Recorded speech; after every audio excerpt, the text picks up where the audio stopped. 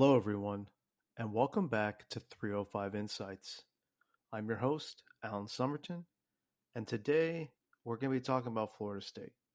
And I know we've kind of missed on the past few games with the North Carolina drubbing and now the Notre Dame annihilation, but there's something else that we need to speak about today, and this news broke as of this recording about an hour ago, a little over an hour ago.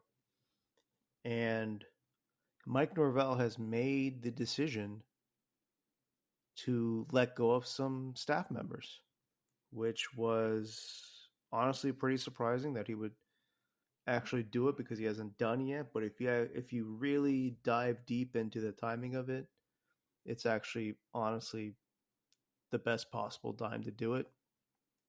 And basically, he got rid of both coordinators and our wide receiver coach. So Alex Atkins, the offensive coordinator slash offensive line coach, is gone. And Adam Fuller, the defensive coordinator, he's out of a job as well. And finally, Ron Dugans is out.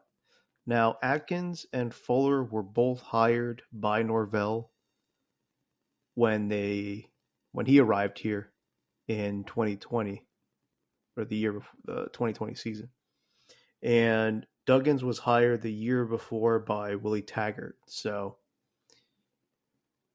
yeah, it's the start of ideally the new beginnings for Florida State. And again, you can go back and forth on the fact this team was 13-1 last year, 10-3 the year before, and this was a successful 2-year stretch. But when you go 1-9 and you were a top 10 AP rated team, and there were expectations for you to contend for an ACC championship, and in all likelihood have a floor of an 8-4 season, heads have to roll. And it's necessary. I mean, there's certain things that you can point out the coaches did okay, but okay doesn't work at Florida State. This is a program that has high standards, and the fact that they weren't being met was finally being held accountable. And the issue is now, who do you get? Who do you ride forward with to shore up this recruiting class and make it appealing for transfers to come into a team that is one of the worst in the nation? There's no getting around it. They have one of the worst, if not the worst, offense. I believe it's ahead of Kent State, I believe. One of those teams. I mean, they're averaging like a little over 13 points a game, if that. And the defense is okay at best. It's unfortunate that they have to be on the field for so many plays because the offense is so inept. And then you see a lot of these individuals just mailing it in, playing for themselves and different things like that. And if you cannot hold your coaches accountable, then the players will not be held accountable in the sense of, why should we listen to you, coach? If you look at this season, there's a lot of players who were playing for an extended period of time who shouldn't be seeing the field.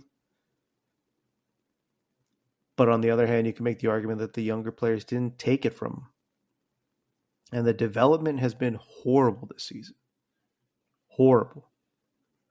The development and the talent acquisition. We'll go through this again. We've stated this numerous times.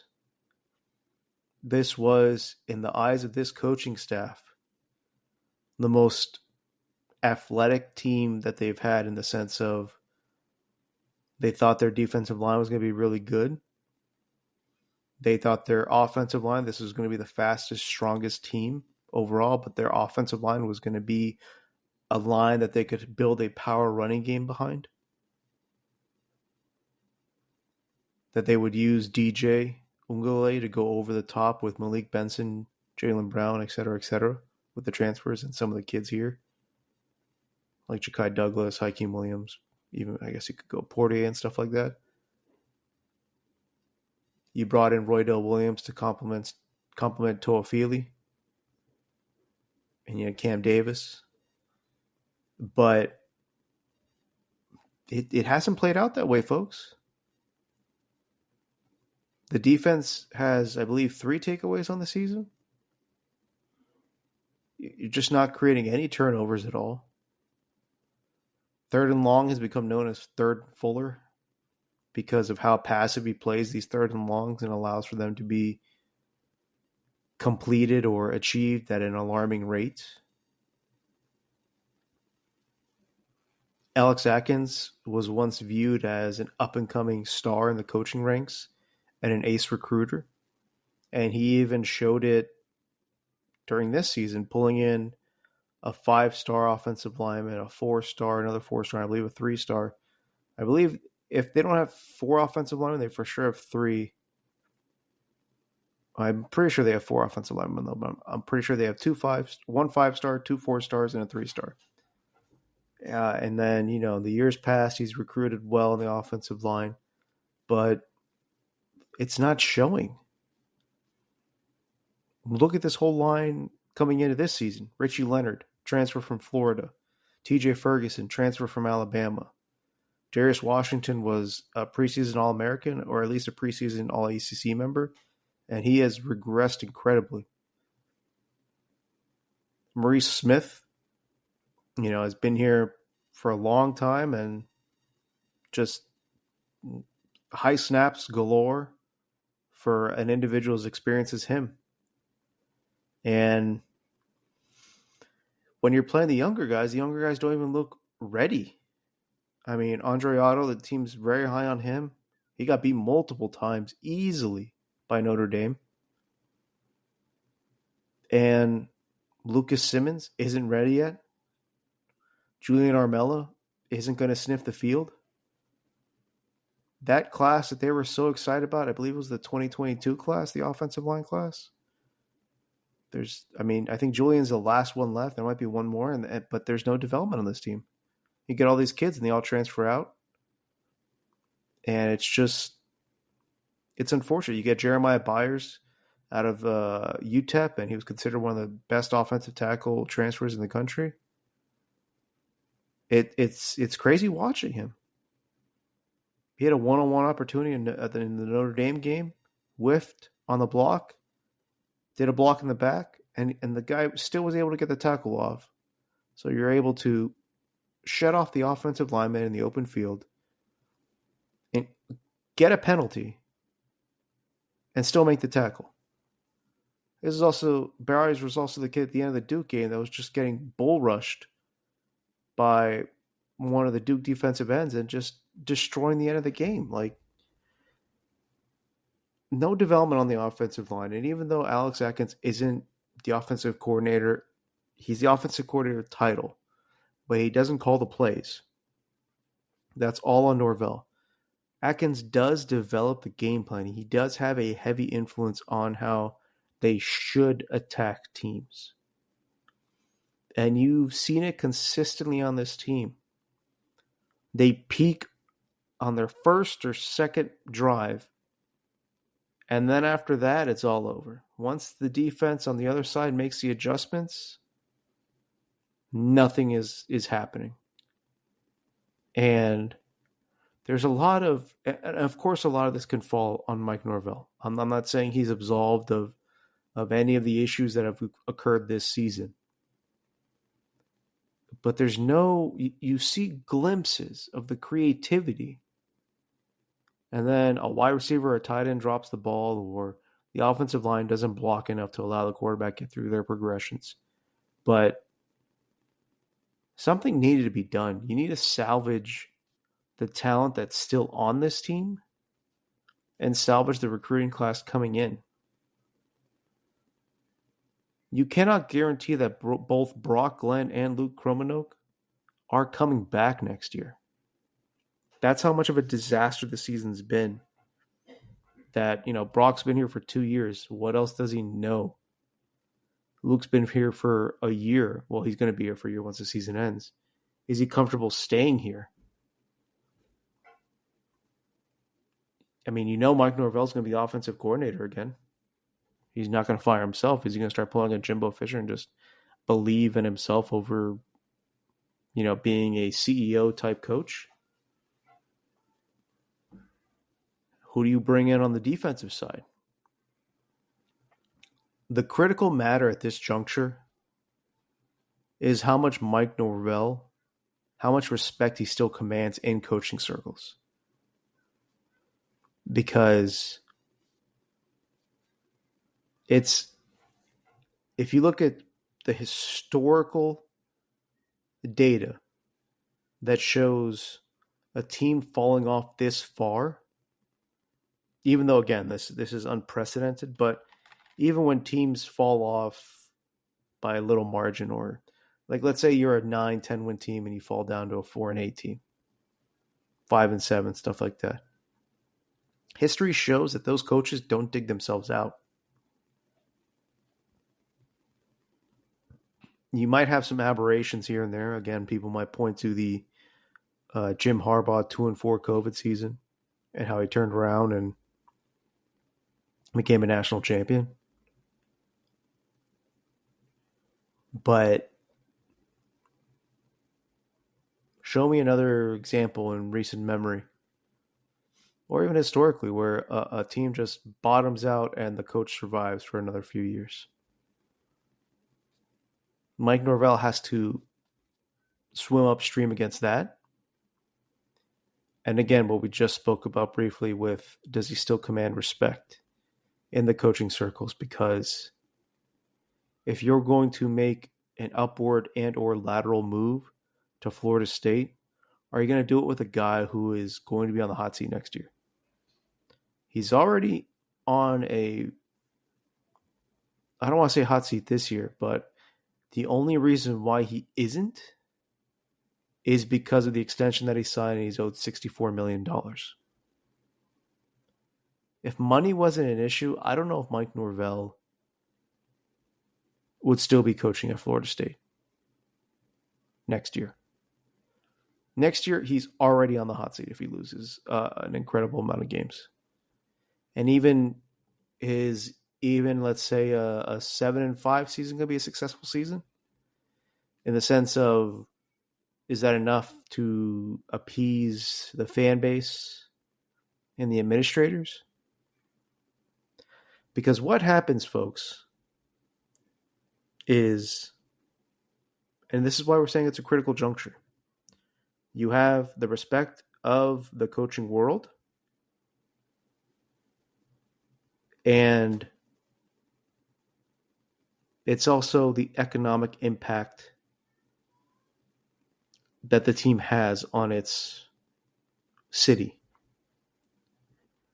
There's a reason why they fired Willie Taggart so early into his tenure, because how disappointing the teams were and how uninteresting they were and just undisciplined, however you want to label it. They were going to lose more money keeping him on the payroll and losing fan interest, fan attendance, revenue being lost from people not attending those games, possible sponsorship dollars, donations to the school. And now it's ever more important with the advent of NIL. What's the cost analysis of keeping Norvell versus cutting him? Is it worth the $64 million? And then you have to go out and you have to hire another top tier head coach. And the signal you just said is, hey, if you go 13-1 and you have a bad season, you're out of here. But again, you look at the fact that this is an abomination of a season, 1-9. And to be honest, folks, you got to look at Cal, and Cal's got to be questioning himself, how do we lose to Florida State? Because no one else is doing it besides us.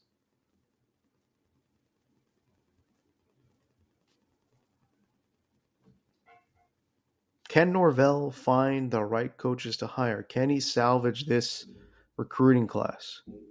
They just had two twin defensive ends, borderline. I think they're both 3 stars, if that. They were committed to ECF that are now committed to Florida State. So that leaves you with 3 defensive linemen in the class. And one of them, who knows if he's going to stay. He might flip to Georgia or someone else. We'll see if he stays. You lost all 3 of your top wide receiver recruits. How can you salvage that now? Who can you hire as a wide receiver coach that can be appealing enough to make kids want to come here? And it's already late in the game, folks. We're in November. National Signing Day is less than a month away, I believe, if not a month away. Are you going to be able to build relationships enough with top-tier recruits? Absolutely not, because they're already committed, or they flipped, and you're nowhere near being the ability to do that off of a 1-9 season and let going of both your coordinators. It's going to be hard to flip top-tier targets, so you're going to have to look to add depth. And that's not going to be good enough. It hasn't been good enough. Again, we've said this multiple times on this podcast. You cannot go 10-3 and 13-1 and not crack the top 10 in high school recruiting. You cannot lose on the prospects like Travis Hunter, KJ Bolden, Kaderick Falk. You cannot lose out on those types of recruits, because this is where it comes back to bite you. You cannot depend on the transfer portal so much because you've lost your edge in that. Everybody understands the importance of the transfer portal now. You're not unique in that you're going to find a bunch of Jared Verses growing on trees now. You're not going to find a bunch of Keon Colemans and Johnny Wilsons willingly coming to your school without a heavy NIL payment.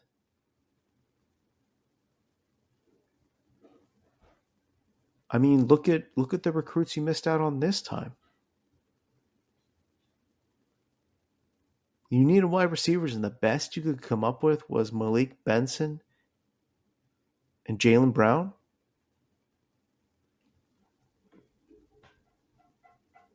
I mean, you had guys like Evan Stewart in the transfer portal, and you were nowhere near.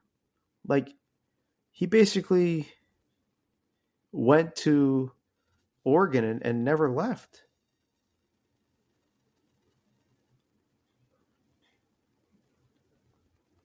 I mean, you're going to have to be searching for a lot in the transfer portal. And then what does that say about you for another year?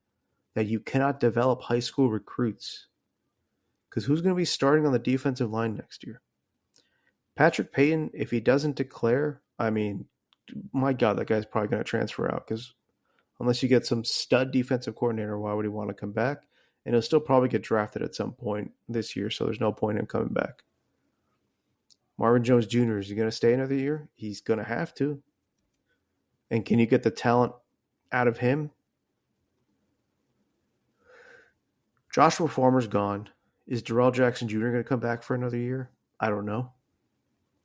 They're still just tantalizing physical tools with those two that you might just get them to leave and say, hey, we're going to get a 3rd-round draft grade or something like that, and we'll just make it up as we go. But then what do you have behind that? KJ Sampson is your only homegrown guy that you've been willing. Well, you have Lyons as well, Daniel Lyons. But where's the depth there? Grady Kelly was a transfer, and I swear every time that guy was in the Notre Dame game and they ran right at him, they got chunk plays.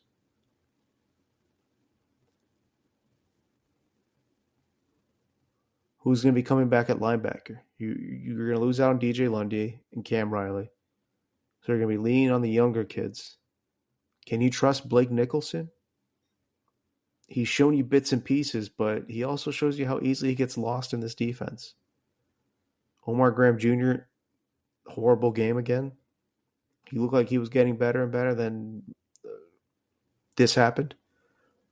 Justin Crier's been really good, but he got injured. So are you going to depend on those three and not get a transfer and just hope that those guys develop some more in their redshirt sophomore/junior years? And the back end, who's going to stay there? And Shaheem Brown has cost himself a bunch of money this season. Conrad Hussey is not playing at this point. So you're going to go in with KJ Kirkland and oh my God, I just blanked on his name and I just had his name. And then at cornerback, you're going to go all young. Zaire Thomas is going to be gone. He's going to be drafted. Ventrell Cypress is going to be gone. I don't know how his draft stock is looking. So you're going to go with Quindarius Jones and Edwin Joseph, or is Charles Lester going to step up and play early? There's just a lot of question marks about what talent is going to be willing to stay. That's just on defense. We haven't talked about offense. Is Hakeem Williams going to stay? Former 5-star prospect who excels at blocking but hasn't shown anything in terms of catching the ball a lot. Jaylen Brown, is he going to stay after transferring into here? What about all the young kids? Elijah Moore, McCoy, BJ Gibson. Some of those guys, are they going to be willing to stay? Are they going to be fully bought in? This is why it's a critical juncture. How many of these guys can you keep? How many of these guys are worth keeping? They haven't been infected by this season and seeing how certain leaders that you thought were going to be, or certain individuals that you thought were going to be leaders, loafing around and not giving full effort. I was going to title this podcast before the news broke, basically, when does it end? That was going to be the title of this podcast. When does it end? When does the end of December come?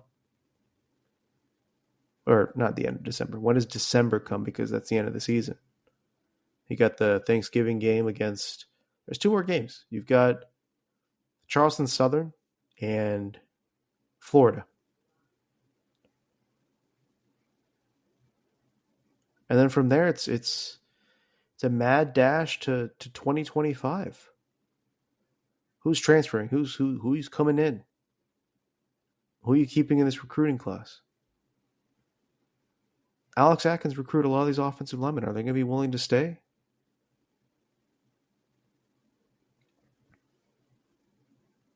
How many of these guys did Adam Fuller recruit? Oh, and you want to know the kicker to all this? Guess who's going to be the defensive coordinator for the last 2 games? Randy Shannon. Oh, this is going to be fun. This is going to be a blast, folks. This is the only consolation that you can take from this season is that this is, you would hope, and this is why I'm saying that I'm really hoping this, that this is rock bottom. That 1-9 and ideally 2-10. If we lose to Charleston Southern, folks, this isn't a hot take. Mike Norvell's gone. I'm pretty sure that team just gave up 40 points wherever division they play in. 42 or 40 plus points. Show some life. You got a bye week. Well, we all know how beneficial those are. We've seen that, how beneficial that was against Duke, where you would have won the game just kneeling the ball the whole time. So you didn't cause 17 points off of turnovers. But yeah, it's definitely a season to remember for all the wrong reasons. But at least you're starting to see the changes being made. And it's better late than never. That's about as good as I can say. And that's not saying much.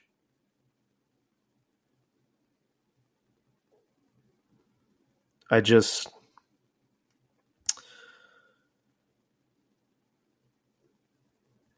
it just,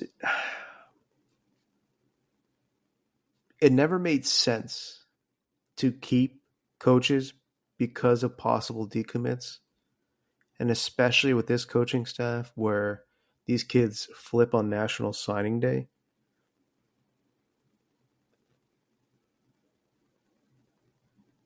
It doesn't really matter because can you keep these guys? I don't know, but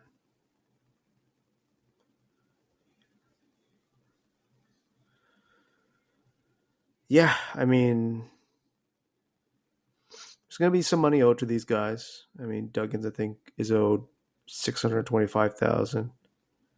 I believe Atkins is owed over 2 million, but do they weasel their way out of that with the whole suspension they had for the recruitment of transfer Marius Mims?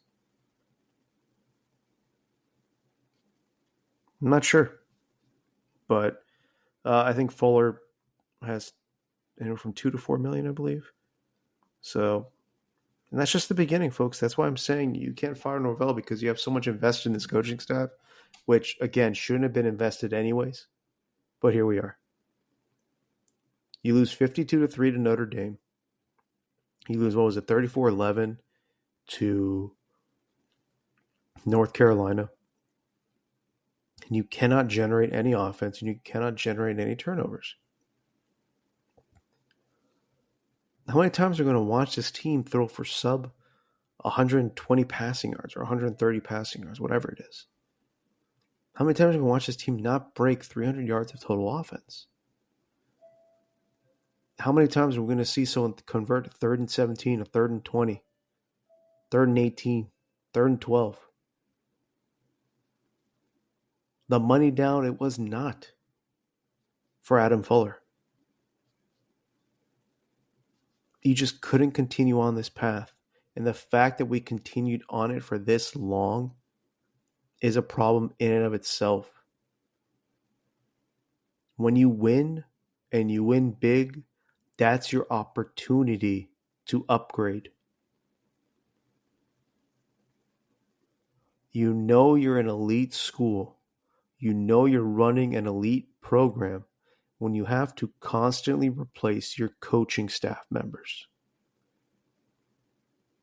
It is incredibly,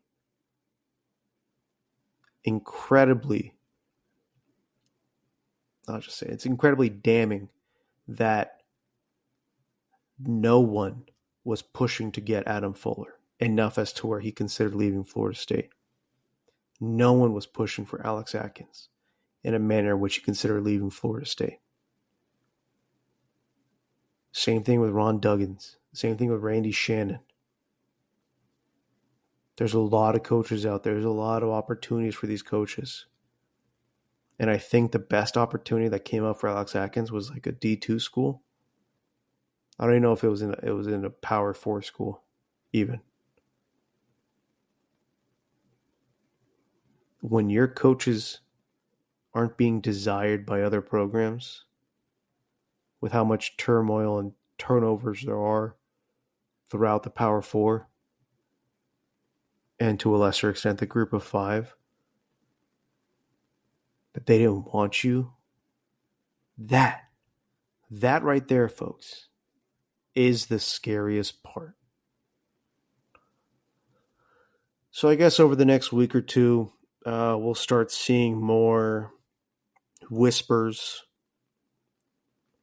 from FSU insiders as to who the possible candidates could be for defensive coordinator, for offensive coordinator, and for the offensive line coaching. We'll see how many of them are appealing. We'll see how many of them are top tier type hires. Are you going to dip into the Memphis type worlds of the Group of 5 type coaching staff members? Or are you going to be able to get an actual Power 5 member? Power 4, sorry. I don't know, but it's going to be interesting to see what moves Norvell makes, because he's got to make them if he wants to stay on. He says he believes he can turn the ship around, and there's evidence that he can. He started off 3-6, 5-7, 10-3, 13-1, now 1-9. It's almost the Jimbo Fisher thing, though, where he had Jameis Winston, who was a generational college football quarterback. And his record with Jameis Winston and without was he was an elite coach versus he was a good coach. What's Mike Norvell without Jordan Travis? He did show you the ability to have top-tier offenses at Memphis. So he's done it without Jordan Travis. But at Florida State, there is no evidence that Mike Norvell is a top-tier coach without Jordan Travis. And let's be honest, folks, Jordan Travis wasn't an amazing college quarterback. He was a good college quarterback. He had that running ability. He could make certain passes, but this isn't, we're not talking like the Cam Ward, Shedeur Sanders, even Jalen Milroe type players, like where you just know that these guys are going to be playing on Sundays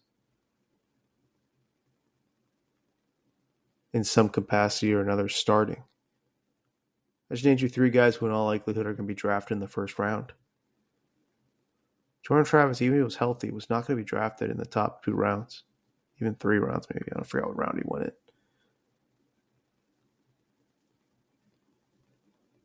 in. If you're a good QB recruit, why would you come here? Who have they developed outside of Jordan Travis?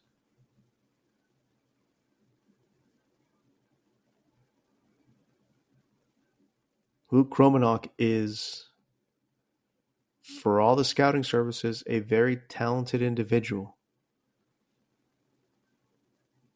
Brock Glenn was committed to Ohio State, then flipped to FSU. Brock Glenn can barely complete a pass. Luke can complete passes, but he can't progress through his reads. And I'm not knocking Luke because he is a true freshman. But we've said this in previous episodes. How can you judge these quarterbacks with this offensive line? And if you're a quarterback in this system, A, Brock Glenn, or B, Luke Kromenhoek, why would you stay here?